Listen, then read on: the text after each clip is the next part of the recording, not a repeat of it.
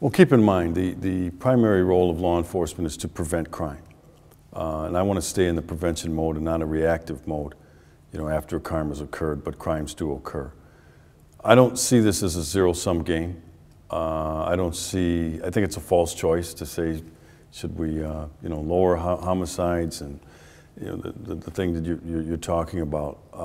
You can do both. But again, what are we doing to prevent homicides? What are we doing to prevent burglaries? What are we doing to prevent car thefts? What are we doing to prevent street robberies? What are we doing to prevent child abuse? What are we doing to prevent domestic violence? On and on and on, and not see it as a zero-sum game or as one connected to the other, and would one be better or one be worse. We have too much crime in this community, and I'm not going to be satisfied until we have such low levels, and I'm realistic. You'll never have zero crime. It's just not going to happen. But I want as low levels as we can have, and what I want is for Milwaukee and Milwaukee County to be recognized as one of the safest cities in America, and right now we are not, which tells me that we have a lot of work to do. But again, this is not just a police problem.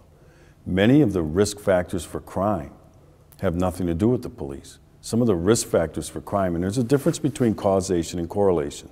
So I won't talk about the root causes of crime. I don't think there are any root causes of crime. There are risk factors. Risk factors like broken homes, kids growing up without fathers, kids growing up without attention. School failure is a risk factor for crime. We know that kids who do poorly in school are more likely to be involved in criminal behavior. Another risk factor for crime is poverty. Another risk factor is unemployment. When you have high levels of that we do have in Milwaukee, those are sociological issues that the police can't do anything about. But as long as we continue to have that, that's the feeder system. The failing school is the feeder system into the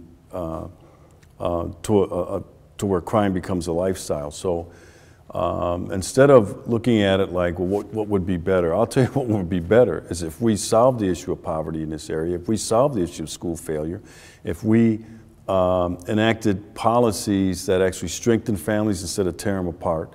We do things like that. That's when you'll see the crime rate, that's when you'll see the homicide rate and all these other things start to drop.